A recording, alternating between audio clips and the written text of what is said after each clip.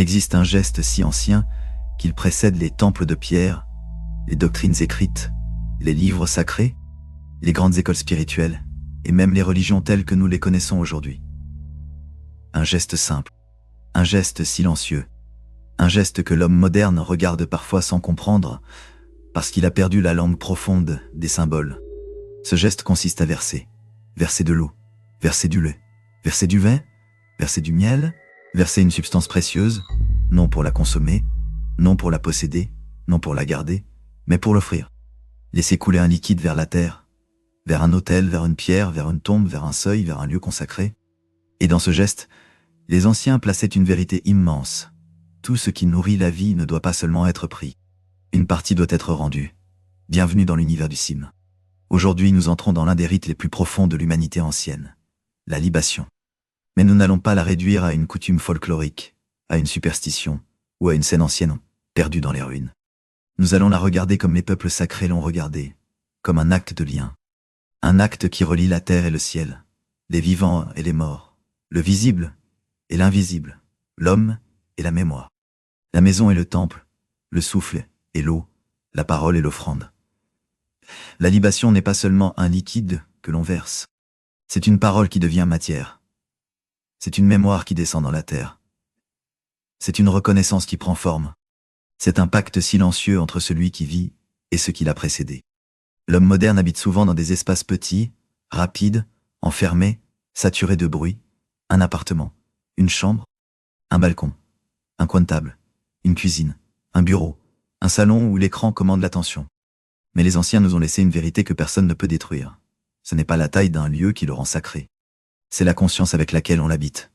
Un palais peut être vide spirituellement. Une chambre humble peut devenir un sanctuaire. Un grand temple peut perdre sa puissance lorsque le cœur est absent. Un petit coin de terre, une pierre, une coupe d'eau, une parole juste et une intention pure peuvent ouvrir une profondeur que les murs les plus riches ne possèdent pas. Reste jusqu'à la fin, parce que ce documentaire va montrer comment les anciens transformaient le monde par le geste.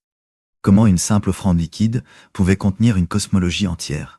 Et pourquoi notre époque, malgré toute sa technologie, souffre d'une pauvreté rituelle immense. Aime cette vidéo pour soutenir ce travail. Abonne-toi à l'univers du Sim. Partage ce documentaire à quelqu'un qui a perdu le lien avec ses racines. Et écris en commentaire cette phrase « Je rends à la source ce que la vie m'a donné ». La première révélation est celle-ci. La libation n'est pas née d'un manque de connaissances. Elle est née d'une connaissance que nous avons presque perdue. Les anciens savaient que l'eau n'est pas seulement une substance utile. L'eau porte le mouvement, la purification, la naissance, la mémoire, la fécondité, la transition, le passage. Un corps privé d'eau s'éteint. Une terre privée d'eau meurt. Une graine sans eau reste enfermée dans son sommeil. Un peuple sans eau devient nomade ou disparaît. L'eau n'est donc pas un détail du monde. Elle est l'une des grandes signatures de la vie. Voilà pourquoi verser de l'eau n'était jamais un geste banal dans les sociétés anciennes. Verser, c'était reconnaître que la vie circule. Ce qui reste enfermé se corrompt. Ce qui coule rejoint. Ce qui est offert retourne dans un cycle plus vaste que l'individu. Le liquide descend, pénètre, disparaît dans la terre ou sur la pierre. Puis il devient invisible. Mais disparaître ne signifie pas cesser d'agir. L'invisible commence souvent là où nos yeux cessent de suivre. L'homme ancien regardait ce passage avec respect. Le liquide visible quittait la main humaine et entrait dans un autre ordre. C'était un geste de transfert. Une manière de dire « Voici ce que je ne garde pas pour moi seul. Voici ce que je rends. Voici ce que j'adresse aux forces qui me dépassent. Voici ce que je donne aux morts qui m'ont porté avant même que je sache mon propre nom. » Dans beaucoup de traditions, la libation accompagne les dieux, les ancêtres, les serments, les départs, les tombeaux, les repas, les rites de passage, les fondations, les demandes de protection et les moments où l'homme reconnaît qu'il ne marche jamais seul. Cela dérange notre époque, parce que notre époque aime se croire autonome. Elle aime croire que l'individu s'est fait lui-même. Elle adore la formule « Je ne dois rien à personne ». Mais cette phrase est spirituellement pauvre. Aucun être humain ne vient de nulle part. Personne ne s'invente seul. Même celui qui rejette son histoire porte encore une langue, un corps, une mémoire, des blessures, des gestes, des noms, une terre, un sang, une culture, des absences et des héritages. La libation rappelle cette vérité avec une force silencieuse. Le vivant est toujours précédé, Avant toi, quelqu'un a marché. Avant toi, quelqu'un a souffert. Avant toi, quelqu'un a donné naissance. Avant toi, quelqu'un a traversé la peur, la faim, l'exil, la guerre, la migration, l'humiliation, le courage, le sacrifice ou l'espérance. Avant toi, il y a eu des mains que tu ne verras jamais, mais qui ont permis à ta propre main d'exister. Verser une libation, dans son sens profond, c'est refuser l'arrogance de l'oubli. C'est dire « Je ne suis pas le commencement du monde ». Cette phrase, l'homme moderne doit l'entendre. Il vit comme le premier homme, mais il est construit sur des milliers d'années de mémoire. Il consomme des terres qu'il ne connaît pas. Il parle des langues qu'il n'a pas inventées. Il utilise des noms qu'il n'a pas forgés. Il habite des villes dont les fondations reposent sur des morts oubliés. Il marche sur une terre qui a reçu plus de larmes, de sang, de prières et de semences qu'il ne pourra jamais en compter. La libation est le rite qui rend l'homme à l'humilité. Elle ne demande pas de grands discours. Elle ne demande pas de théâtre. Elle ne demande pas de richesse. Elle demande une chose rare, la conscience. Le liquide est simple, mais l'intention ne l'est pas. L'eau est ordinaire, mais la parole qui l'accompagne peut être immense. La main qui verse est humaine, mais le geste traverse des dimensions que la pensée moderne a trop vite abandonnées. Les Égyptiens anciens comprenaient cela d'une manière extraordinaire. Dans leur monde sacré, l'eau servait à purifier, à offrir, à vivifier, à restaurer le lien entre les vivants. Les dieux et les morts. Les temples n'étaient pas de simples bâtiments religieux. Ils étaient des machines symboliques d'ordre. Ils maintenaient Mahat, l'équilibre sacré du monde. Chaque geste comptait. Chaque offrande avait sa place.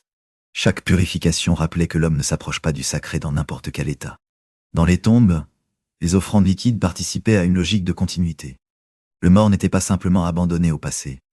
Il entrait dans un autre rapport avec les vivants, avec la mémoire, avec l'au-delà, avec l'ordre rituel.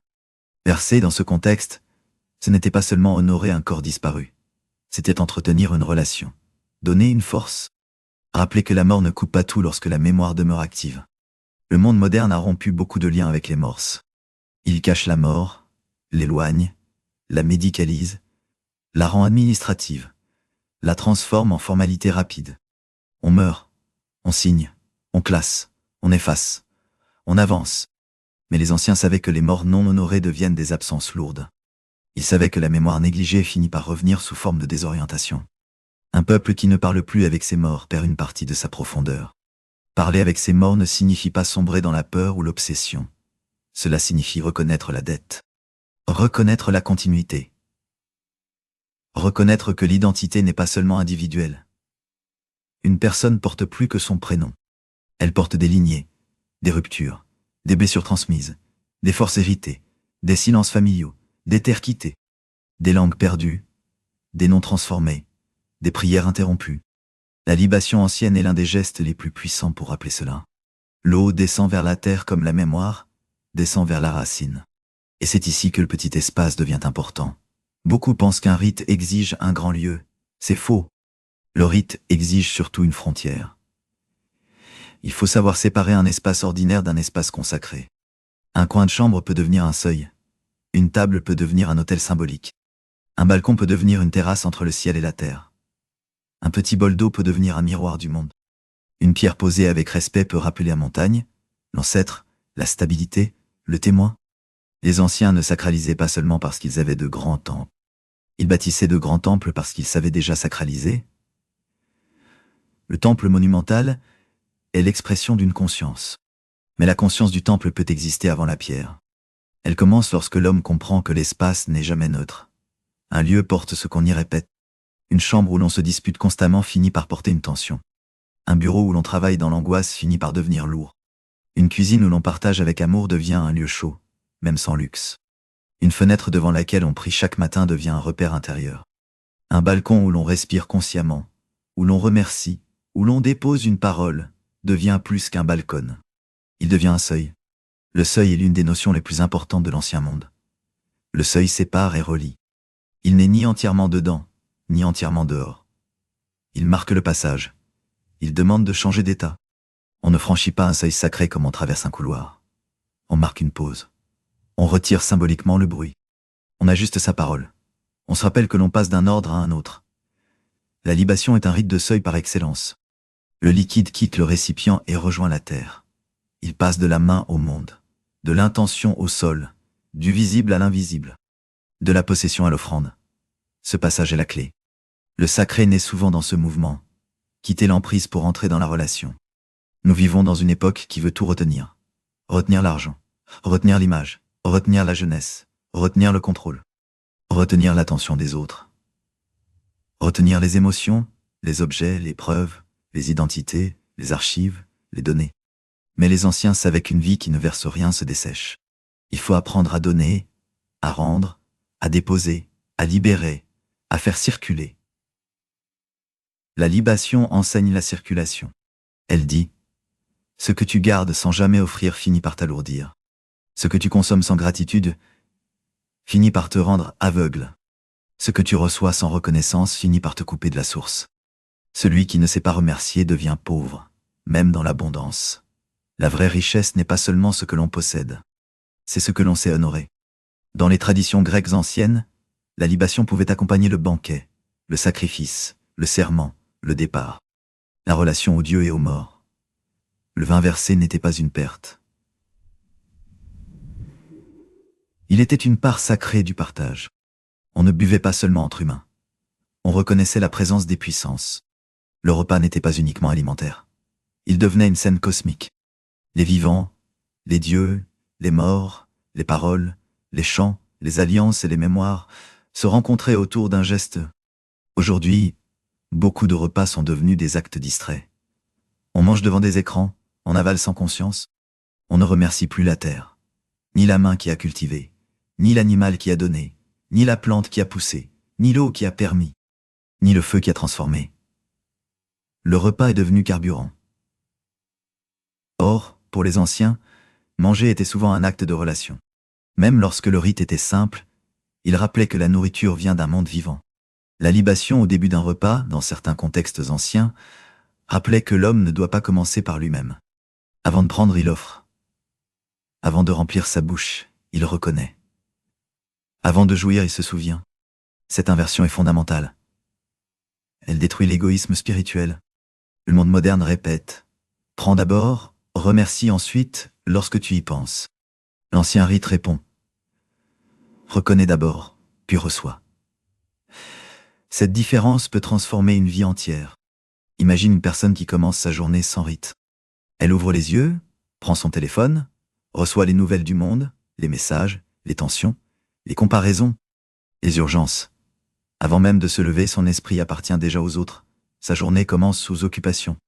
Maintenant, imagine la même personne qui se lève, ouvre une fenêtre, prend un peu d'eau, observe le ciel, respire, verse quelques gouttes dans une plante ou dans un récipient dédié, prononce une parole de gratitude envers la vie, les ancêtres, la terre, Dieu selon sa foi, ou simplement la source de son existence.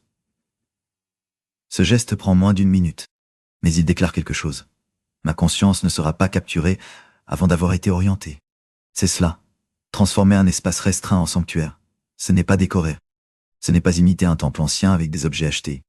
Ce n'est pas se fabriquer une identité mystique pour paraître profond. C'est orienter l'espace. Donner une fonction sacrée à un lieu. Répéter un geste qui éduque l'attention. Créer un point de retour dans un monde qui disperse. Le sanctuaire n'a pas besoin d'être grand. Il doit être vrai. Un sanctuaire domestique commence par le respect. La poussière retirée, le désordre calmé, les objets choisis, le téléphone éloigné, la parole purifiée, l'intention clarifiée. Le petit lieu devient différent parce qu'on cesse de l'utiliser comme un simple coin du monde. On le traite comme un espace de rencontre. Et la rencontre véritable commence toujours par une parole juste. Dans plusieurs traditions africaines, la libation est liée aux ancêtres, à la communauté, à la reconnaissance, à l'appel de la mémoire, à la continuité des vivants avec ceux qui ont ouvert la route. Ce n'est pas seulement un geste individuel. C'est souvent un acte communautaire, un acte de mémoire partagée, un acte de parole. On ne verse pas seulement de l'eau, on nomme, on s'adresse, on respecte, on établit un ordre. Le nom est très important. Nommer un ancêtre, c'est refuser qu'il soit entièrement englouti par l'oubli. Nommer une lignée, c'est reconnaître que l'on vient d'un chemin. Nommer une terre, c'est rappeler que l'identité n'est pas suspendue dans le vide. Le monde moderne aime les profils, les pseudonymes, les marques personnelles. Les anciens savaient la puissance du nom vrai. Un nom porte une vibration sociale, familial, historique et spirituel. Un nom peut être une bénédiction. Un nom peut être une blessure. Un nom peut avoir été imposé, perdu, transformé, interdit, traduit, francisé, anglicisé, arraché. Dans les histoires de colonisation, d'esclavage, de migration ou d'exil, les noms portent souvent des coupures profondes. Verser de l'eau en mémoire, c'est parfois dire « Même lorsque le nom a été perdu, la source n'a pas disparu ». Cette phrase est capitale. La source n'a pas disparu. Un peuple peut être déplacé. Une langue peut être réduite au silence. Des rites peuvent être diabolisés. Des ancêtres peuvent être humiliés. Des mémoires peuvent être enterrées. Mais la source continue de parler dans les gestes simples. Une main qui verse avec respect peut réveiller plus de mémoire qu'un discours vide. Une goutte d'eau versée avec conscience peut rappeler à l'âme qu'elle n'est pas née orpheline. Voilà pourquoi certains gestes anciens survivent même lorsque les empires tombent. Ils survivent parce qu'ils sont petits, transportables, inscrits dans le corps. On peut détruire un temple. On peut interdire une langue. On peut brûler des objets. Mais il est plus difficile d'empêcher un être humain de prendre de l'eau, de se souvenir, de murmurer un nom et de verser. Les gestes simples sont parfois les plus résistants. C'est une révélation majeure pour notre époque. Nous cherchons souvent la puissance dans le spectaculaire, alors que les anciens cachaient parfois la puissance dans le répétable. Le rite devait pouvoir revenir. Il devait entrer dans la vie. Le sacré n'était pas seulement réservé aux grands événements. Il pouvait être quotidien.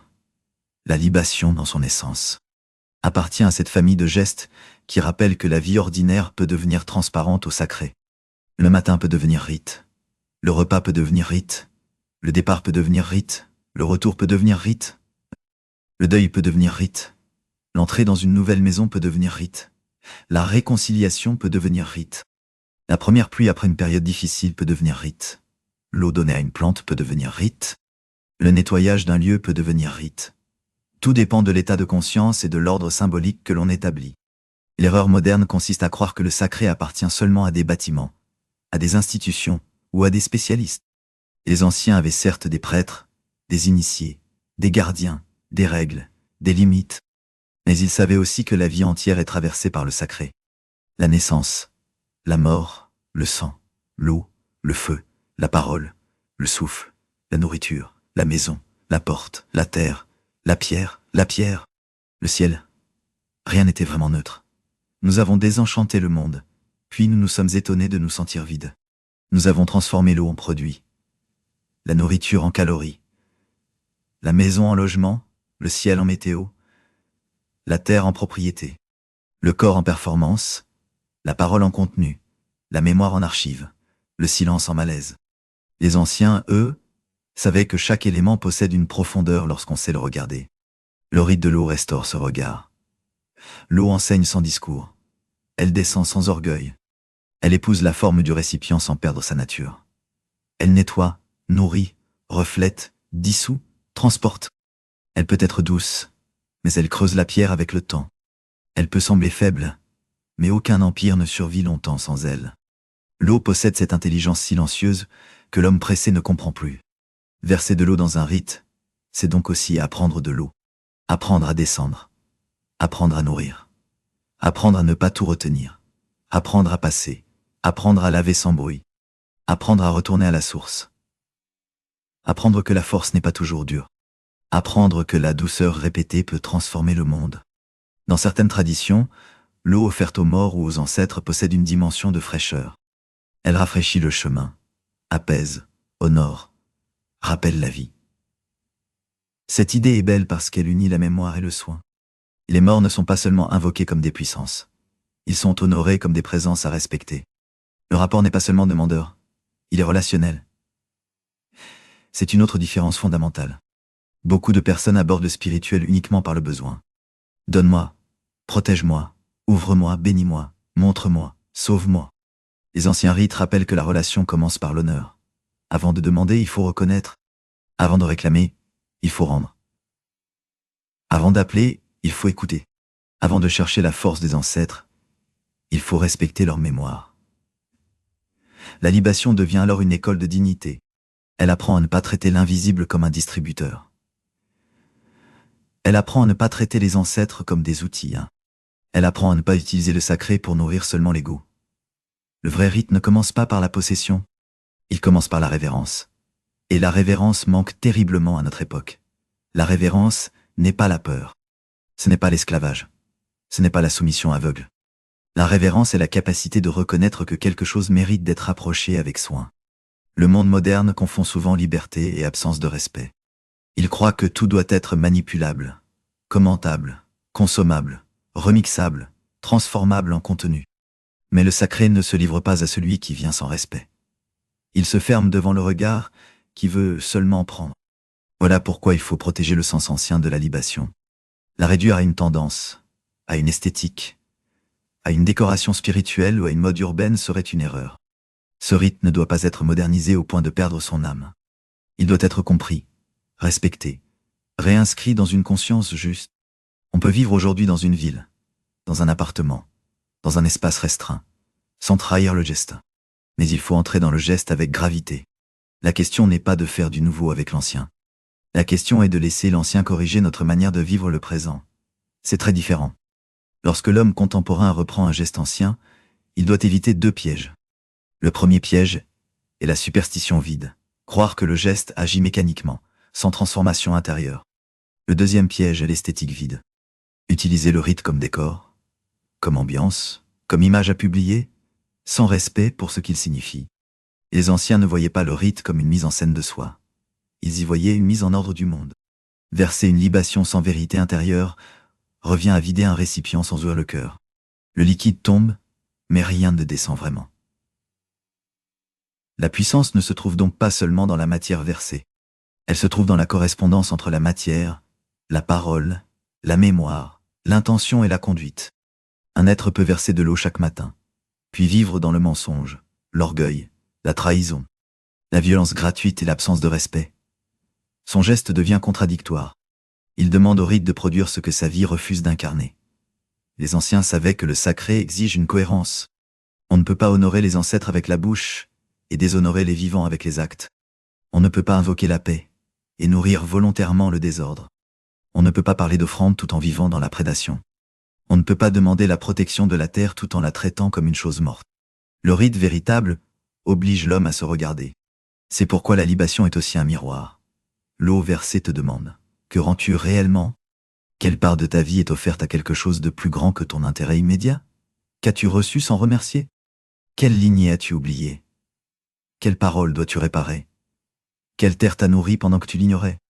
Quelle mémoire réclame d'être reconnue? Quelle porte de ta maison reste ouverte au désordre? Quel espace de ton âme doit être purifié? Ces questions sont puissantes, parce qu'elles déplacent la spiritualité du fantasme vers la responsabilité. Le sacré n'est pas seulement ce qui fait frissonner.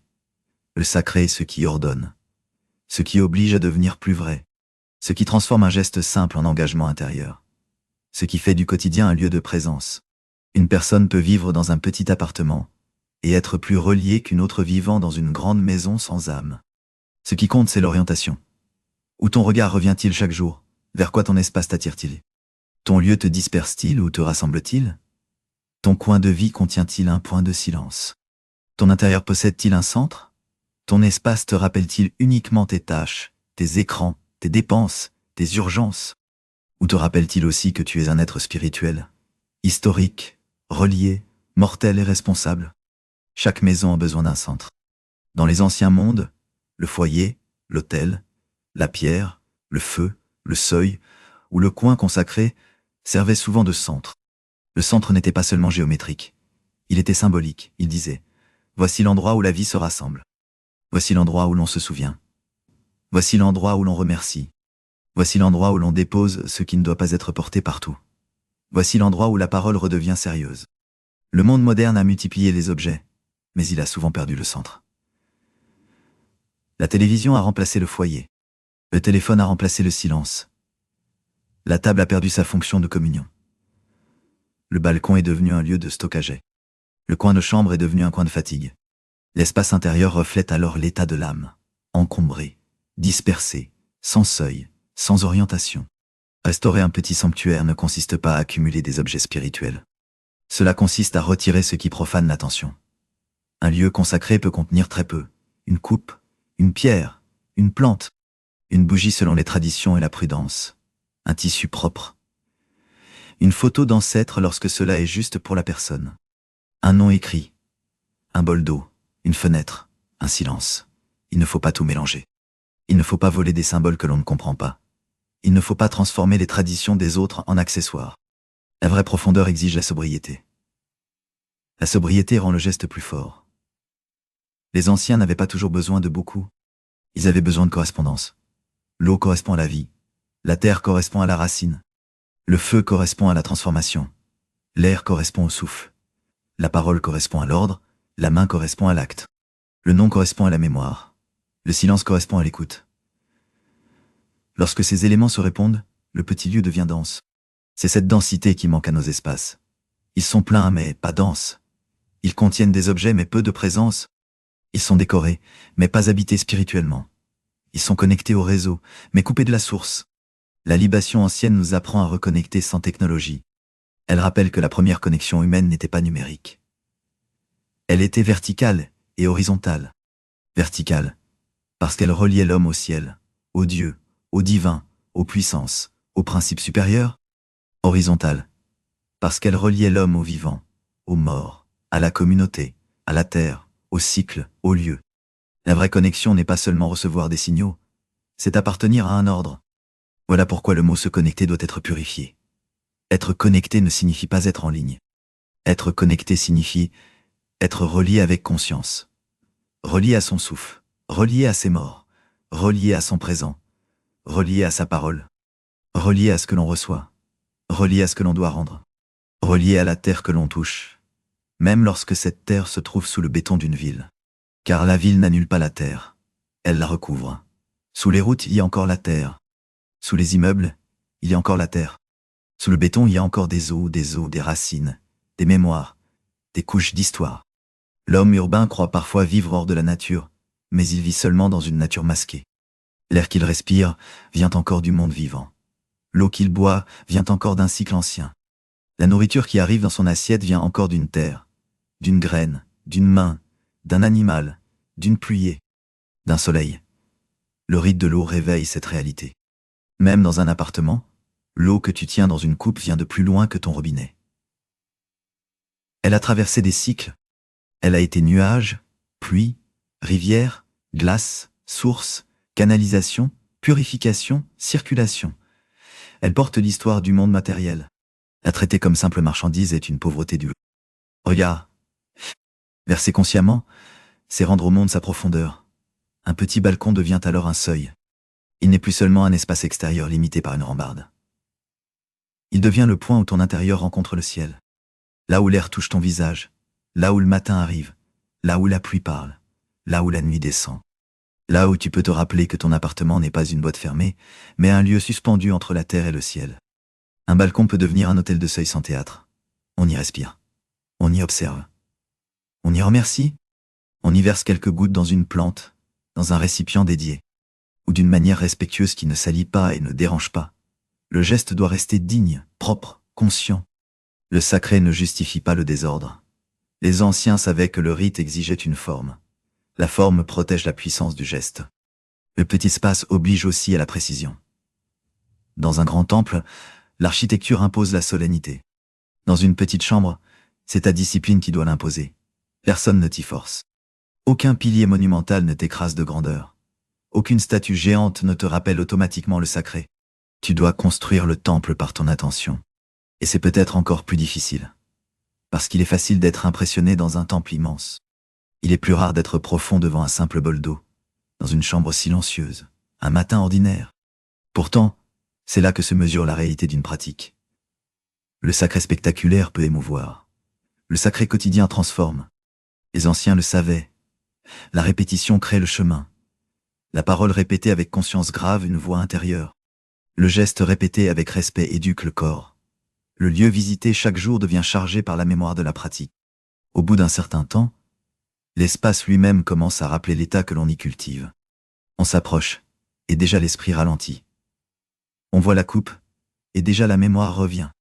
On touche la pierre, et déjà le corps se redresse. Le sanctuaire devient un miroir de la discipline. Voilà comment un lieu devient portail. Pas un portail de fantaisie. Pas un trou magique dans le monde. Un portail au sens ancien, un passage d'état. Un endroit qui te fait quitter la dispersion pour entrer dans la présence. Un endroit qui te fait quitter la consommation pour entrer dans la gratitude. Un endroit qui te fait quitter l'oubli pour entrer dans la mémoire. Un endroit qui te fait quitter l'agitation pour entrer dans l'ordre. Le portail, c'est le changement de qualité de conscience. C'est pour cela que les anciens plaçaient tant d'importance dans les portes, les seuils, les orientations, les alignements, les purifications et les gestes d'ouverture. La vie humaine est faite de passages. Naître est un passage. Grandir est un passage. Aimer est un passage. Perdre est un passage. Mourir est un passage. Pardonner est un passage. Quitter un pays est un passage. Entrer dans une nouvelle maison est un passage. Commencer une nouvelle étape est un passage. Chaque passage non ritualisé laisse parfois l'âme en retard. Cette phrase mérite d'être gardée. L'âme peut rester en retard lorsqu'un passage n'a pas été honoré. Beaucoup de personnes vivent physiquement dans une nouvelle étape. Mais intérieurement, elles restent bloquées à une ancienne porte. Elles ont quitté un pays, mais n'ont jamais honoré le départ. Elles ont perdu un parent, mais n'ont jamais donné une forme à leur deuil. Elles ont changé de vie, mais n'ont jamais fermé l'ancien cycle. Elles ont emménagé dans une maison, mais n'ont jamais fait entrer leur âme dans le lieu. Elles ont rompu une relation, mais continuent d'habiter le lien comme une chambre hantée. Le rite aide l'âme à traverser.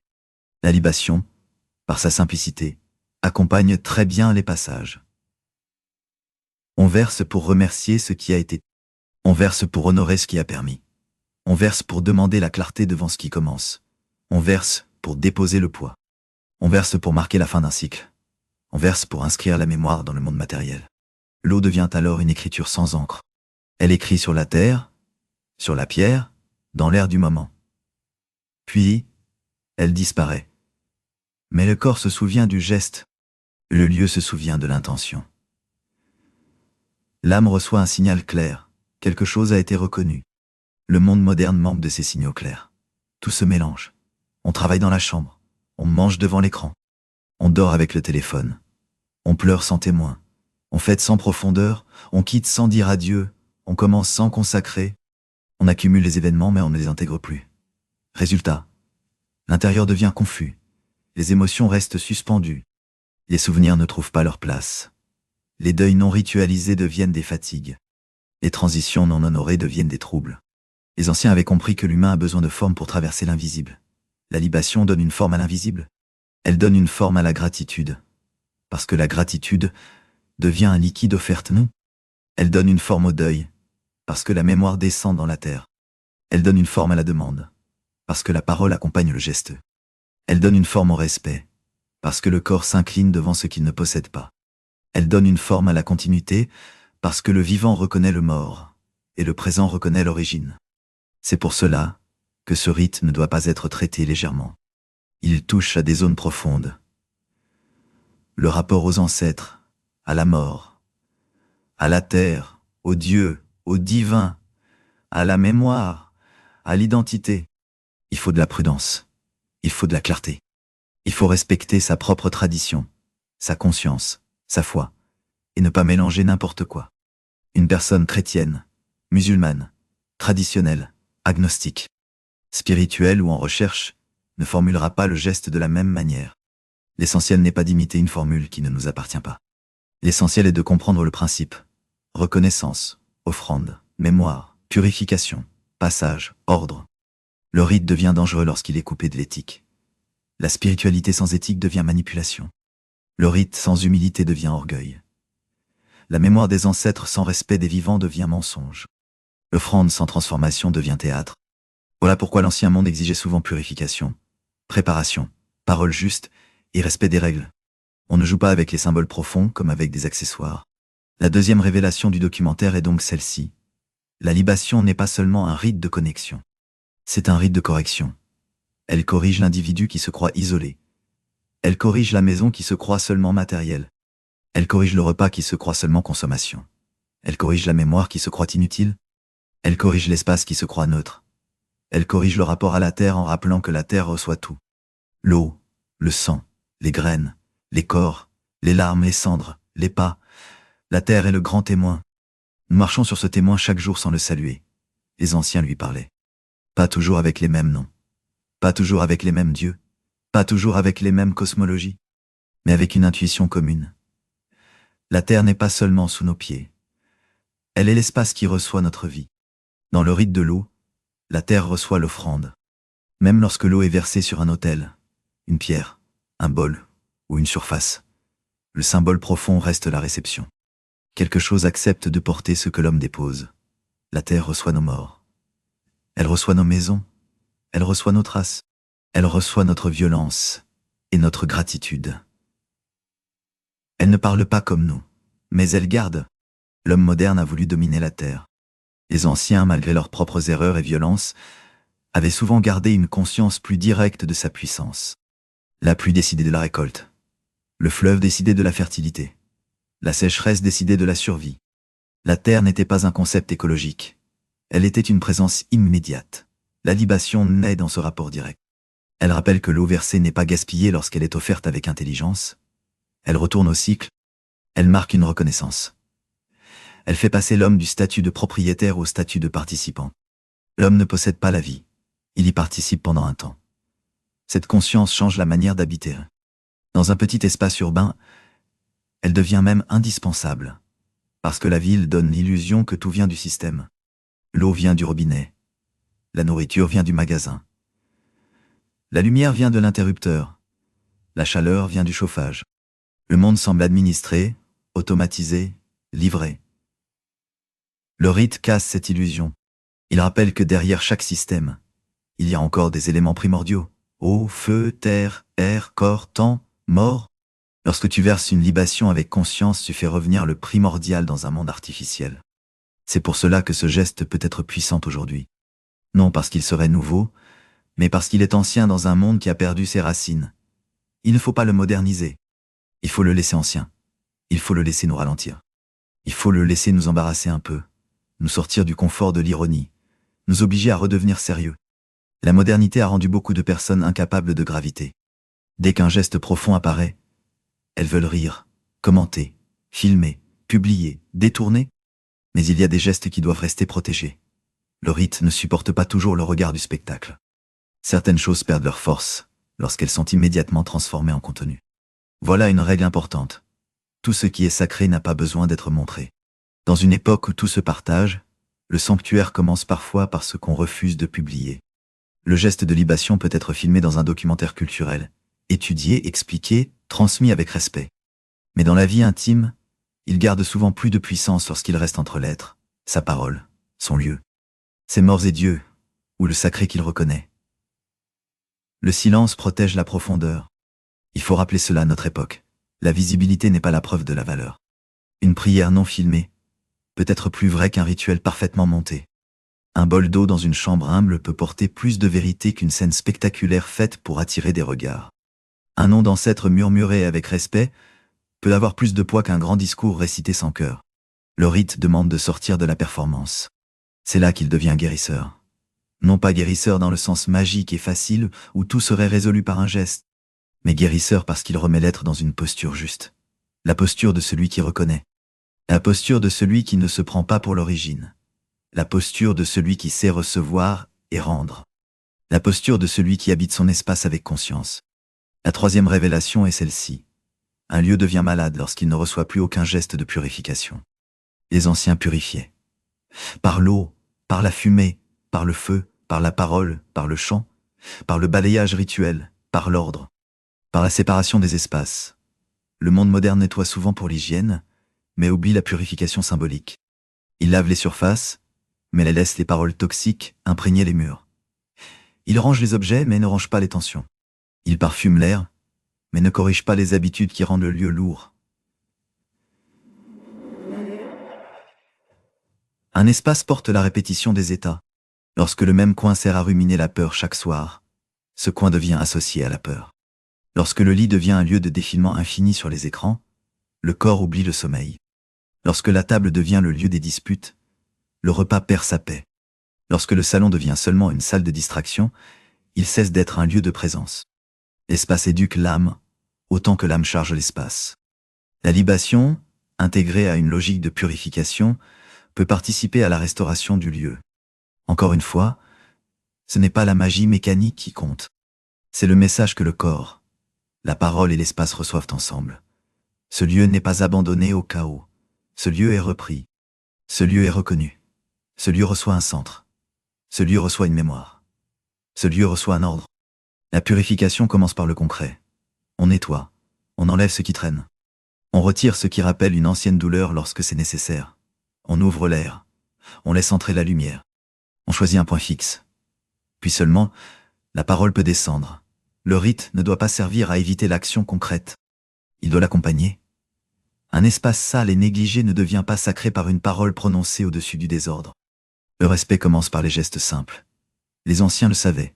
Le temple était préparé. Les objets étaient consacrés. Les officiants se purifiaient. Les séquences avaient un ordre. La forme disait déjà le respect. Dans une chambre contemporaine, l'équivalent est simple. Nettoyer, simplifier, orienter, éteindre le bruit, choisir un moment, verser avec conscience, parler avec mesure, puis vivre selon la parole donnée. Voilà la base. Il y a dans ce geste une grande leçon contre la confusion spirituelle moderne. Beaucoup veulent des expériences fortes, des visions, des révélations, des signes. Ils veulent un contact avec l'invisible, mais ils ne savent pas maintenir l'ordre visible. Or, l'ordre visible prépare souvent l'ordre intérieur. Une table propre peut devenir une discipline. Un bol choisi peut devenir un rappel. Une eau versée peut devenir une école de présence. Le sacré aime la clarté. La 4e révélation concerne la parole. Dans une libation, la parole n'est pas décorative. Elle donne direction au geste. Sans parole intérieure ou extérieure, le geste risque de rester muet. Les anciens savaient que nommer, bénir, remercier, appeler, reconnaître, demander ou déclarer change la qualité de l'acte. La parole met l'intention en forme. Mais la parole doit être vraie. Une parole trop longue peut devenir bavardage. Une parole trop vague peut se dissoudre. Une parole trop orgueilleuse peut fermer ce qu'elle croit ouvrir. La parole rituelle demande précision et sobriété. Elle doit dire l'essentiel.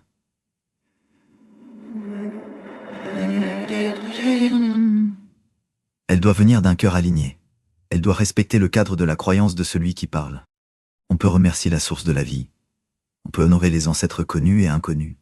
On peut demander la paix sur une maison. On peut déposer un deuil. On peut reconnaître la terre. On peut bénir un départ. On peut marquer une nouvelle étape. On peut demander que la parole soit droite, que le cœur soit propre, que les actes soient justes. Le rite n'a pas besoin de formules compliquées pour être profond.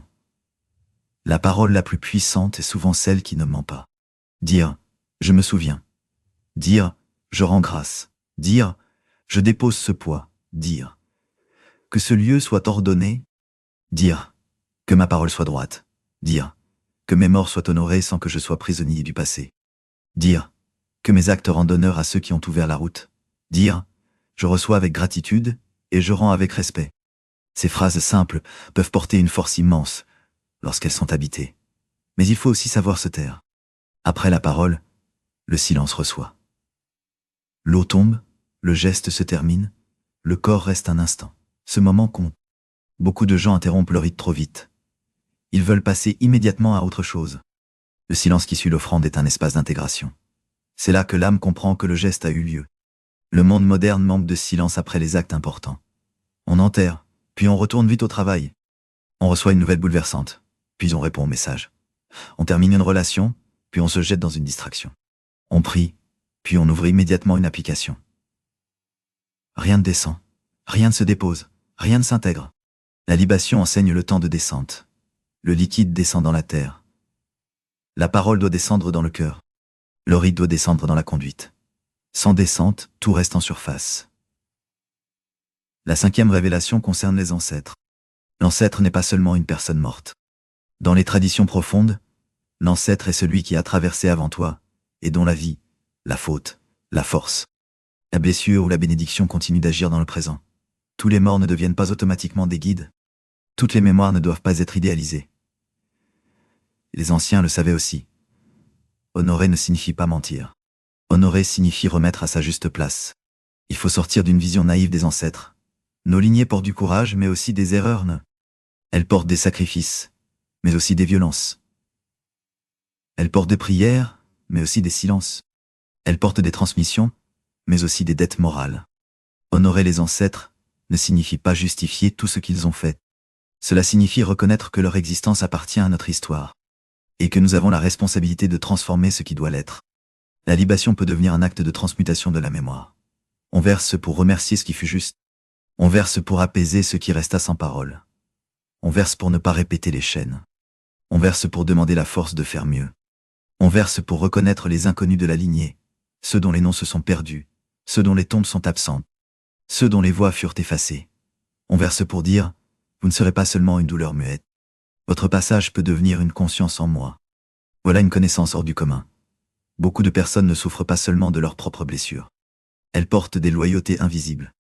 Elles répètent des peurs familiales, des schémas de survie, des manières d'aimer, des façons de se défendre, des rapports à l'argent, à la honte, à la parole, au corps, à Dieu, au silence. Elles croient être libres, mais une partie de leur vie répond encore à des mémoires non interrogées. Le rite ne remplace pas le travail psychologique, la réflexion, la responsabilité ou la réparation concrète. Mais il donne une forme à la décision intérieure. Je ne méprise pas ce qui m'a précédé, et je ne veux pas rester prisonnier de ce qui m'a blessé. C'est une posture noble. La libation adressée à la mémoire peut devenir un moment de vérité. Je remercie pour la vie reçue, mais je refuse de transmettre le poison. Je reconnais la route, mais je ne reproduis pas toutes ces pierres. Je porte le nom, mais je purifie la conduite. Je viens d'une histoire, mais je suis responsable de ce que je continue. Un tel geste peut être plus profond qu'un discours de développement personnel. Parce qu'il ne prétend pas que l'individu se fabrique seul, il le replace dans la chaîne. Et lorsque l'on se sait dans une chaîne, on devient plus sérieux. On comprend que nos actes ne s'arrêtent pas à nous. Notre manière de vivre devient l'ancêtre de quelqu'un. Cette phrase est une autre clé. Tu es déjà l'ancêtre d'un futur regard. Quelqu'un héritera de ton courage ou de ta lâcheté, de ta parole ou de ton mensonge, de ta guérison ou de ton refus de guérir, de ton sens de l'honneur ou de ton désordre. Même sans enfant, tu laisses des traces dans les personnes touchées, dans les œuvres, dans les décisions, dans les lieux, dans la mémoire collective. Vivre avec conscience ancestrale, c'est comprendre que tu ne vis pas seulement pour ton présent. La libation rappelle donc le passé, mais elle éduque aussi le futur. La 6e révélation concerne le sacrifice. Le mot sacrifice fait peur parce qu'il a été mal compris. Dans son sens profond, sacrifier signifie rendre sacré, mettre à part, offrir quelque chose de valeur. Une libation est une petite forme de sacrifice. On verse ce qui aurait pu être gardé. On donne ce qui aurait pu être consommé. On accepte une perte volontaire pour signifier une relation plus haute. L'homme moderne veut souvent le sacré sans perte. Il veut l'élévation sans renoncement. Il veut l'abondance sans offrande. Il veut la protection sans discipline. Il veut la paix sans abandonner ce qui nourrit la guerre intérieure. Les anciens savaient qu'une porte s'ouvre rarement, sans qu'on dépose quelque chose. La libation enseigne la perte juste. Quelques gouttes d'eau peuvent sembler insignifiantes. Mais le principe est immense. Je ne garde pas tout. Je ne prends pas tout. Je ne consomme pas tout. Je reconnais une part qui ne m'appartient pas. Ce geste combat l'avidité à sa racine. Il apprend au corps que recevoir et rendre doivent coexister. Là où tout est consommation, l'offrande devient révolutionnaire. Dans une société de marché, tout est orienté vers l'acquisition. Acheter, posséder, améliorer, accumuler, montrer, remplacer, optimiser. La libation introduit un acte inutile au regard du marché, donc spirituellement précieux. Elle ne produit pas de profit. Elle ne se vend pas. Elle ne se stocke pas. Elle ne devient pas un objet. Elle disparaît. Et en disparaissant, elle enseigne que tout ce qui compte ne doit pas forcément être conservé. Ce qui est versé n'est pas perdu. Ce qui est versé est confié. Cette nuance change tout.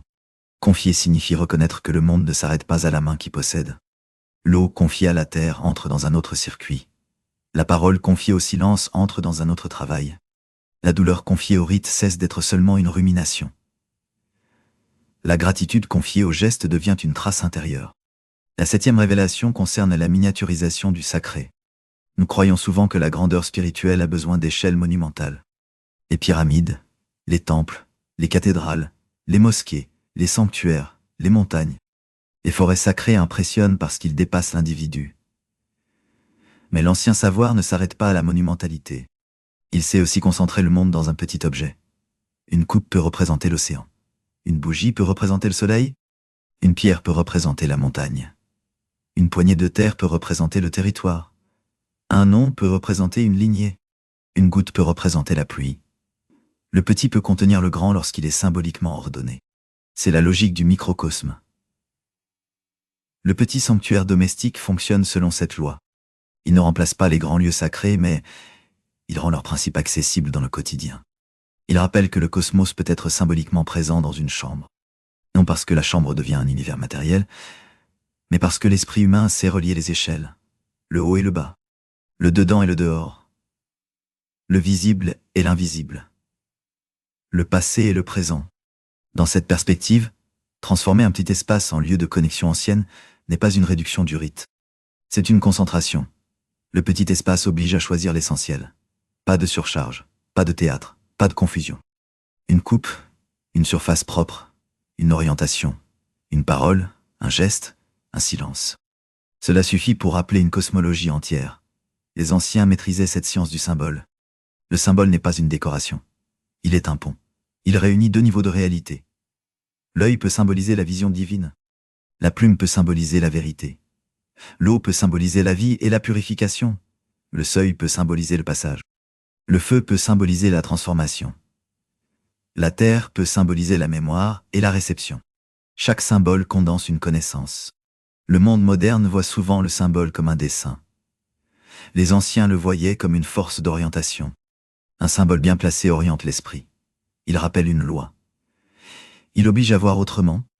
Le rite utilise le symbole pour parler à des profondeurs que les arguments n'atteignent pas toujours. On peut expliquer l'importance de la gratitude pendant des heures. Mais un corps qui verse chaque matin avec une parole de reconnaissance apprend la gratitude autrement. Il l'apprend dans le muscle, dans la respiration, dans l'espace, dans la répétition. Le corps comprend ce que la pensée seule oublie. C'est pourquoi les rites anciens sont souvent corporels. Ils ne se contentent pas d'idées. Ils font marcher, s'incliner, toucher, verser, chanter, respirer, attendre, regarder, purifier, porter, déposer. Le corps devient partenaire de la conscience. Notre époque vit trop dans la tête.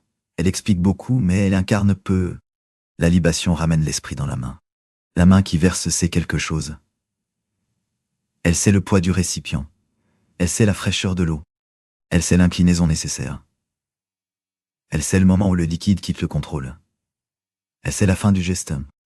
Le rite enseigne par cette intelligence manuelle. La spiritualité n'est pas seulement pensée, elle est geste juste. La 8e révélation concerne l'offrande dans un monde coupé de la mort. Les anciens versaient souvent aux morts, sur les tombes, dans les rites funéraires, près des sépultures, dans des contextes où la mémoire des défunts restait active. Notre monde contemporain isole les morts dans des lieux spécialisés, puis y retire rapidement leur présence du quotidien. Les photos restent parfois sur un téléphone. Les anniversaires deviennent douloureux. Les noms se prononcent de moins en moins, puis l'oubli avance. Mais un deuil non honoré ne disparaît pas toujours.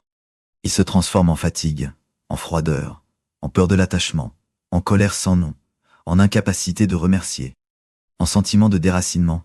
Les rites anciens donnaient un cadre au deuil. Ils ne supprimaient pas la douleur, mais ils l'empêchaient de devenir informe.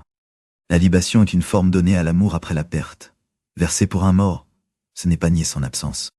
C'est reconnaître que l'absence mérite une parole. C'est refuser que la relation se termine dans le mutisme. C'est donner à l'amour un geste, lorsqu'il n'a plus de corps à étreindre.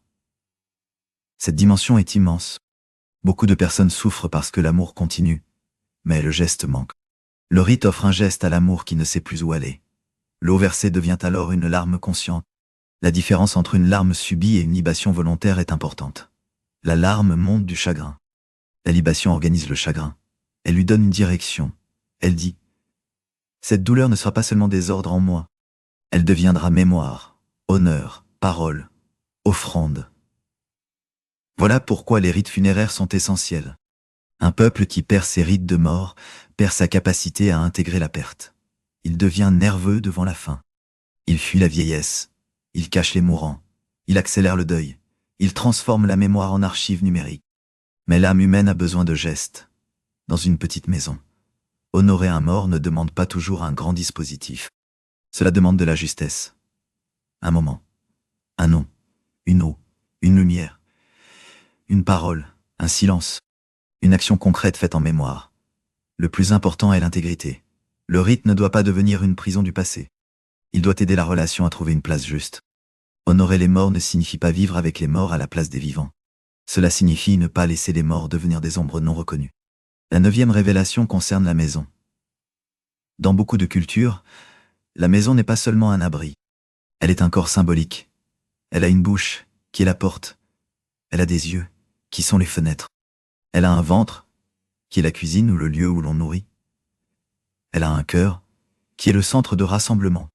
Elle a des zones intimes, des zones de passage, des zones de protection. Une maison mal orientée intérieurement peut fatiguer l'être. Le petit sanctuaire réintroduit un cœur dans la maison. Ce cœur n'a pas besoin d'être religieux au sens institutionnel pour tout le monde. Mais il doit être consacré à une fonction haute, mémoire, gratitude, prière, silence, présence, vérité. Lorsqu'un espace a un cœur, l'habitant peut revenir à lui-même. Il sait où déposer, il sait où respirer, il sait où se souvenir, il sait où commencer la journée autrement. Beaucoup de personnes n'ont aucun lieu de retour. Elles rentrent chez elles mais ne reviennent jamais en elles-mêmes. Elles se posent physiquement, puis se dispersent mentalement. Le sanctuaire domestique corrige cela. Il dit « Ici je reviens. Ici je cesse de courir. Ici je me rappelle que je suis plus qu'un travailleur, plus qu'un consommateur, plus qu'un profil, plus qu'une fatigue. » Le rite de l'eau peut ouvrir ce retour. Il commence par une coupe. Mais la coupe devient un centre lorsqu'elle est respectée. Elle ne doit pas être utilisée n'importe comment. Elle n'est pas un verre oublié. Elle est réservée. Cette séparation est importante. Ce qui est dédié reçoit une fonction. La dédicace crée une frontière. Sans frontière, rien ne reste sacré. Le monde moderne souffre de la disparition des frontières. Tout entre partout. Le travail entre dans la maison. Les écrans entrent dans le lit. Les étrangers entrent dans l'intimité par les réseaux. Les conflits du monde entrent dans le petit déjeuner. Les images entrent dans l'esprit sans permission. Le sanctuaire rétablit une frontière. Il dit « Tout n'entre pas ici ». Cette phrase doit redevenir une loi spirituelle. Tout n'entre pas dans ton esprit. Tout n'entre pas dans ta maison. Tout n'entre pas dans ta parole. Tout n'entre pas dans ton lit. Tout n'entre pas dans ton cœur. Un être sans frontières devient un lieu public. Et un lieu public ne peut pas être un sanctuaire. La libation, lorsqu'elle est pratiquée dans un espace dédié, enseigne cette frontière. Elle marque un moment où l'on ne répond pas aux notifications. On ne négocie pas avec l'urgence. On ne joue pas un rôle. On revient à l'essentiel. On prend de l'eau. On se tient droit. On parle vrai. On verse. On écoute. On se souvient. On sort du moment avec plus de présence. C'est simple, mais ce n'est pas petite. La 10e révélation concerne le lien entre libation et justice intérieure. En Égypte ancienne, Maat représentait l'ordre, la vérité, la justice, l'équilibre. Une offrande n'avait pas seulement pour but d'obtenir une faveur. Elle participait à un ordre. Le geste juste maintenait une relation juste. Cela signifie que la libation dans un contexte sacré peut être comprise comme un acte saint sans alignement. On verse pour rétablir la circulation entre l'humain et ce qu'il dépasse. Aujourd'hui, l'être humain a besoin de rétablir cette circulation. Il prend beaucoup, mais rend peu. Il parle beaucoup, mais écoute peu. Il consomme beaucoup, mais remercie peu. Il réclame beaucoup, mais assume peu. Cette rupture crée un déséquilibre intérieur. On devient lourd parce que tout entre et rien n'est consacré. La gratitude non exprimée devient parfois une dette invisible. Dire merci ne suffit pas toujours lorsque le corps n'a aucun geste. Les anciens donnaient un corps à la gratitude. Ils savaient que la reconnaissance doit parfois descendre dans l'acte. La libation fait cela. Elle matérialise le merci. Elle rend la gratitude visible pendant un instant, puis invisible dans la terre. Ce passage imprime la conscience. La justice intérieure commence par rendre à chaque chose sa place. Les ancêtres ne doivent pas être oubliés. La terre ne doit pas être traitée comme morte. L'eau ne doit pas être banalisée. Le repas ne doit pas être pure consommation. La maison ne doit pas être seulement un espace fonctionnel. La parole ne doit pas être jetée sans poids. Le deuil ne doit pas être abandonné au chaos. Le vivant ne doit pas croire qu'il est sans dette. Voilà l'ordre que le rite rappelle. Et lorsqu'un être humain remet de l'ordre dans ces choses simples, quelque chose change dans sa manière de marcher. Il devient moins arrogant, moins dispersé, moins affamé de validation. Il sait qu'il appartient à une continuité. Il sait qu'il doit rendre. Il sait que sa journée ne lui appartient pas entièrement. Cette conscience ne l'écrase pas. Elle le redresse. La vraie spiritualité ne rend pas flou, elle rend plus responsable. La 11e révélation concerne les faux portails. Notre époque adore le mot portail. Portail énergétique, portail cosmique, portail d'abondance, portail de manifestation. Beaucoup utilisent ces mots sans comprendre le principe ancien du passage. Un vrai portail ne sert pas à fuir le réel. Il oblige à changer d'état. Il demande une préparation, une intention, une transformation de conduite. Le portail n'est pas seulement une ouverture. C'est aussi une exigence. Un petit espace peut devenir portail uniquement lorsqu'il produit un changement réel dans celui qui l'approche. Lorsqu'il le rend plus vrai, plus calme, plus conscient, plus reconnaissant, plus respectueux, plus aligné. Un espace rempli d'objets mystiques qui ne transforment pas la conduite reste un décor. La libation n'ouvre pas un lieu par spectacle. Elle ouvre par relation. Le liquide versé dit « Je reconnais ». La parole dit « J'oriente ». Le silence dit « Je reçois ». La répétition dit « Je m'engage ».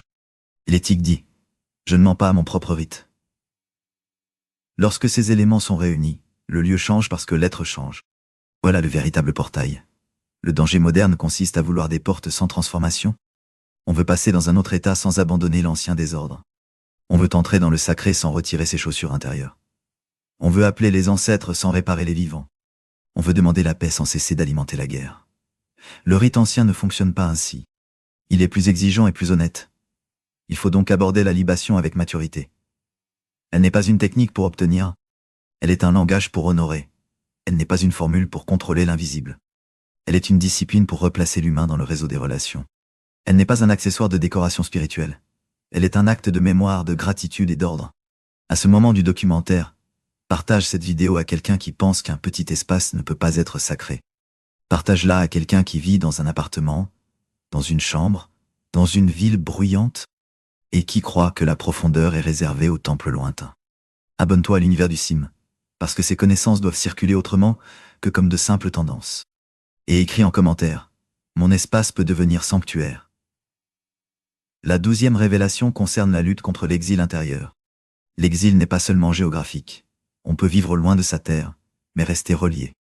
On peut vivre sur sa terre, mais être totalement exilé de soi-même. L'exil intérieur commence lorsque l'homme ne sait plus d'où il vient, ne sait plus ce qui l'honore, ne sait plus à quoi il appartient, ne sait plus où déposer son âme. Beaucoup de personnes sont spirituellement sans maison. Elles ont un logement, mais pas de sanctuaire. Elles ont une famille, mais pas de mémoire apaisée. Elles ont une religion, ou une absence de religion, mais pas toujours un rapport vivant au sacré. Elles ont des objets, mais pas de centre. Elles ont des informations, mais pas de sagesse. Elles ont des contacts, mais pas de connexion profonde. Le rite ancien répond à cet exil par le retour. Retour à l'eau. Retour à la terre. Retour au nom. Retour au seuil. Retour au silence. Retour à la gratitude. Retour au corps. Retour à la parole juste. Retour aux morts, non pour s'y enfermer, mais pour savoir se tenir parmi les vivants. La libation est un geste de retour parce qu'elle commence dans la main et finit dans la source. Elle rappelle que l'homme doit parfois descendre pour s'élever.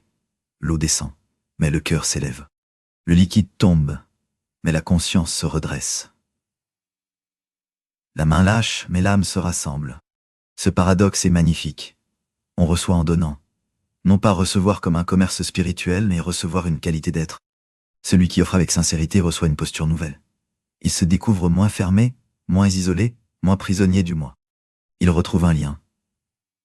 Et le lien est l'une des nourritures profondes de l'âme. La 13e révélation concerne la dignité des gestes répétitifs. Les grandes transformations ne viennent pas seulement des grands événements. Elles viennent souvent des gestes répétés. Les anciens construisaient la conscience par répétition. Chaque jour les mêmes gestes, mais jamais vides lorsqu'ils étaient habités, purifiés. Offrir, saluer, nommer, allumer, éteindre, verser, se taire, reprendre. Ce rythme formait l'être. Notre époque méprise parfois la répétition. Elle veut de la nouveauté constante. Elle confond nouveauté et profondeur. Mais une pratique ancienne devient profonde parce qu'elle revient. La répétition permet au geste de traverser les couches superficielles. La première fois, on pense au geste. La 10e fois, on commence à l'habiter. La 100e fois, le geste commence à nous former. Un petit rite quotidien peut changer la structure d'une journée. Le matin, il empêche l'esprit d'être immédiatement capturé. Le soir, il aide à déposer. Lors d'un deuil, il donne une forme à l'absence. Lors d'un départ, il marque le passage. Lors d'une entrée dans une maison, il établit une paix. Lors d'une période confuse, il rappelle le centre. La force du rite vient de sa capacité à revenir au moment où l'être humain se disperse. La libation n'est donc pas seulement un geste du passé. Elle révèle un besoin permanent de l'humanité. Donner une forme à ce qui nous dépasse. La 14e révélation concerne l'eau comme témoin de vérité. On peut mentir avec la bouche, mais le rite finit par exposer les contradictions. Lorsqu'une personne verse de l'eau en disant qu'elle honore la paix, puis retourne immédiatement dans des actes de destruction, le geste devient accusation silencieuse. Il lui rappelle ce qu'elle a dit. Il met sa parole devant son comportement. Voilà pourquoi les rites peuvent devenir inconfortables. Ils ne sont pas seulement apaisants, ils obligent à la cohérence. Le bol d'eau devient témoin. Le lieu consacré devient témoin. La parole prononcée devient témoin. On ne peut pas éternellement se présenter devant le même geste en sachant que l'on trahit ce qu'il signifie. Le rite bien compris éduque la conscience morale. Il crée une mémoire de l'engagement. Il dit « Tu as demandé la clarté, vis plus clairement. Tu as honoré les ancêtres, rends tes actes honorables. Tu as versé pour la paix, cesse de nourrir le conflit inutile. Tu as demandé la purification, arrête de protéger ce qui te salit. Tu as reconnu la terre, respecte davantage ce qui te nourrit. » Ainsi, la libation dépasse la spiritualité décorative. Elle devient une discipline d'alignement. La 15e révélation concerne la différence entre présence et croyance. Une personne peut croire beaucoup de choses sans être présente. Elle peut croire aux ancêtres, à Dieu, aux forces, à l'énergie, aux symboles, aux rites, et rester absente dans ses gestes. Une autre peut avoir peu de mots, peu de doctrine, mais poser un geste avec une présence profonde. Les anciens rites ne se réduisent pas à ce qu'on pense. Ils demandent comment on se tient. La présence est la vraie matière du rite. L'eau sans présence reste de l'eau. La parole sans présence reste du son. Le lieu sans présence reste un coin. Mais lorsque la présence arrive, tout change de densité. Le même verre devient coupe. Le même sol devient seuil. La même goutte devient offrande. Le même silence devient écoute. C'est pourquoi il faut ralentir. Le rite ne supporte pas la précipitation permanente. Un geste sacré fait trop vite devient presque profané par l'absence. Il vaut mieux peu et vrai que long et vide. Une minute entière de présence vaut mieux qu'un rituel compliqué récité avec l'esprit ailleurs. La libation ancienne est puissante parce qu'elle concentre beaucoup dans peu. Une main, un liquide, une parole, une terre, une mémoire, une disparition, un silence. Tout est là. La 16e révélation concerne la transmission. Un rite que personne ne transmet devient fragile. Mais une transmission sans compréhension devient mécanique. Il faut donc transmettre le sens, pas seulement la forme. Expliquer aux enfants, aux proches, aux personnes qui demandent que verser n'est pas jeter, que remercier n'est pas supplier, que les ancêtres ne sont pas des idoles de peur, mais des mémoires à remettre dans l'ordre, que la terre n'est pas un objet, que l'eau n'est pas seulement une ressource, que la maison a besoin d'un cœur. La transmission commence par l'exemple. Un enfant qui voit un adulte remercier, avant de consommer, apprend quelque chose que les mots seuls ne lui donneront pas. Une famille qui honore ses morts avec dignité transmet une force. Une personne qui nettoie son espace, avant de prier, transmet une discipline. Une communauté qui verse pour se souvenir affirme qu'elle n'est pas née hier. Le monde moderne a besoin de cette transmission parce qu'il produit des êtres rapides, mais souvent déracinés. Ils savent utiliser des outils complexes, mais ne savent plus marquer un passage. Ils savent communiquer avec le monde, mais ne savent plus parler à leur morse. Ils savent meubler un appartement, mais ne savent plus consacrer un lieu. Ils savent produire du contenu, mais ne savent plus garder un silence. La libation dans sa simplicité réouvre l'école du geste. Et cette école peut sauver quelque chose. Elle peut sauver la gratitude, sauver le lien, sauver la mémoire, sauver le respect de l'eau, sauver la conscience du seuil, sauver l'humilité, sauver l'idée que même dans un monde bruyant, l'homme peut encore choisir un lieu, un moment, une parole et un geste pour ne pas se perdre. La 17e révélation concerne le danger de l'oubli spirituel. Un peuple qui oublie ses rites ne devient pas neutre. Il adopte les rites des autres forces. Les publicités deviennent ses liturgies. Les écrans deviennent ses autels. Les centres commerciaux deviennent ses temples. Les algorithmes deviennent ses calendriers. Les tendances deviennent ses fêtes. Les notifications deviennent ses cloches. Les influenceurs deviennent ses prêtres. La consommation devient son offrande. L'homme ne vit jamais sans rituel. Lorsqu'il abandonne les rites conscients, il tombe dans les rites inconscients. Chaque matin, vérifier son téléphone est un rite. Chaque soir, s'endormir dans la lumière bleue est un rite. Acheter pour calmer une angoisse est un rite. Se comparer aux autres est un rite. Réagir à la colère collective est un rite. Scroller sans fin est un rite de dispersion. Le problème n'est pas l'absence de rite. Le problème est la domination de rites qui ne nous élèvent pas. La libation ancienne revient alors comme un acte de résistance. Elle interrompt les rites inconscients. Elle réintroduit le choix. Elle dit « Je ne commence pas ma journée par l'algorithme. Je la commence par la reconnaissance. Je ne donne pas ma première attention au bruit. Je la donne à la source. Je ne laisse pas ma maison être seulement un espace de consommation. Je lui rends un cœur. » Voilà pourquoi ce sujet est plus important qu'il n'en a l'air. Il ne s'agit pas seulement d'un geste ancien. Il s'agit de la guerre pour l'attention, pour la mémoire, pour l'orientation de l'âme. Celui qui contrôle tes rites contrôle une partie de ton être. Celui qui décide de tes gestes répétés décide de ce que tu deviens lentement. Les anciens rites conscients peuvent nous aider à reprendre ce pouvoir. La 18e révélation concerne le lien entre offrande et liberté. Au premier regard, offrir semble diminuer. On donne, donc on a moins. Mais spirituellement, offrir peut libérer. L'avare est possédé par ce qu'il garde. L'orgueilleux est possédé par ce qu'il croit être. Le consommateur est possédé par ce qu'il désire. Celui qui offre apprend à ne pas être entièrement fermé sur lui-même. La libation est une petite libération de la main. La main qui verse cesse de retenir. Elle accepte que tout ne soit pas fait pour être gardé. Ce geste répété peut travailler des zones profondes. La peur de manquer, la peur de perdre, la peur de ne pas contrôler, la peur d'être sans soutien. En offrant, l'homme apprend que la relation peut être plus vaste que la possession. Mais cette liberté demande discernement. Offrir ne signifie pas se vider naïvement pour n'importe qui. Les anciens rites avaient des cadres. La vraie offrande est ordonnée. Elle n'est pas exploitation. Elle n'est pas manipulation. Elle n'est pas sacrifice destructeur de soi.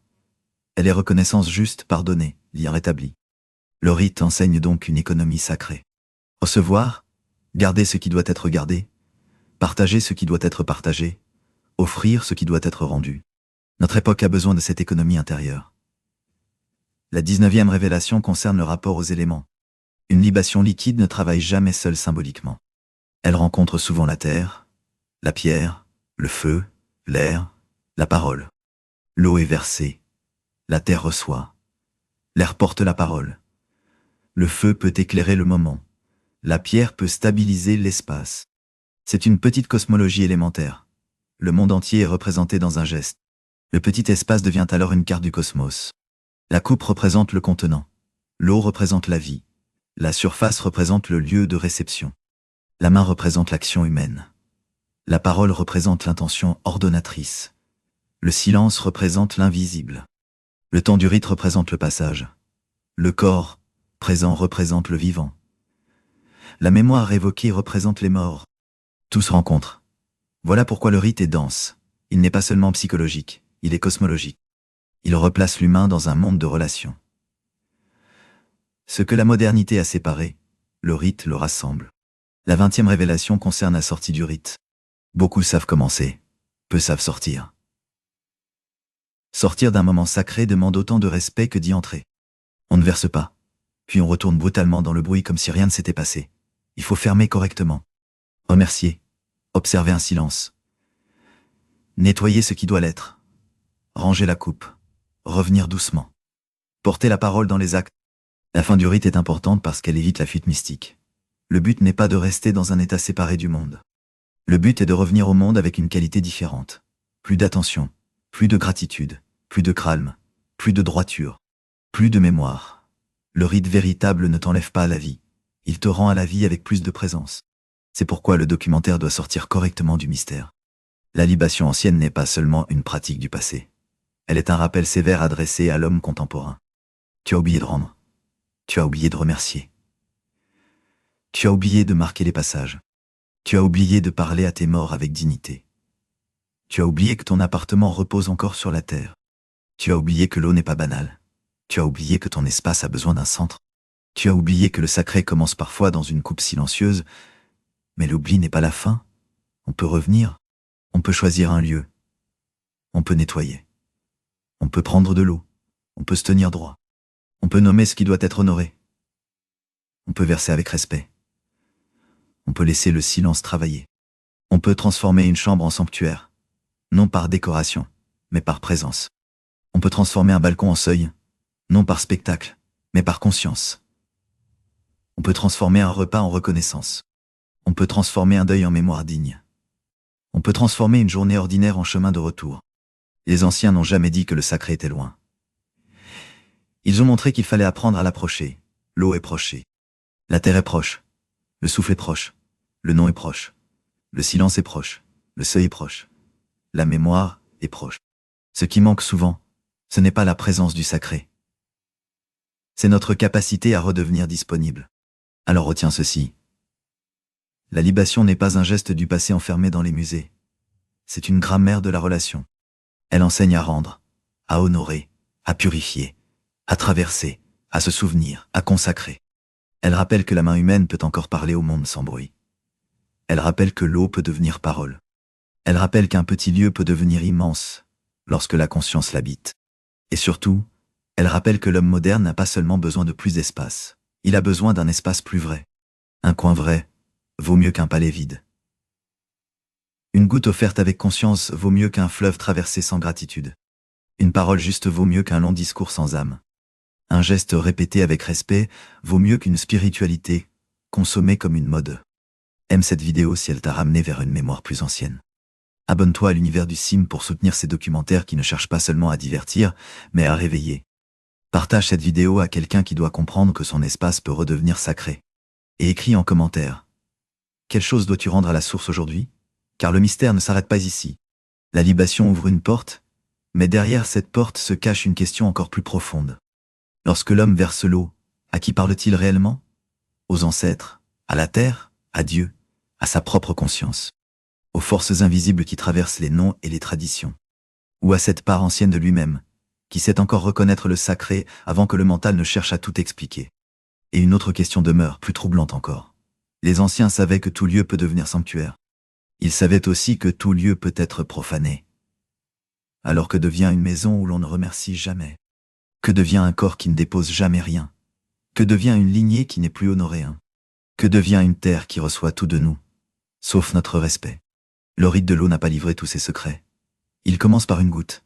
Mais cette goutte, lorsqu'elle est versée avec vérité, peut réveiller tout un monde.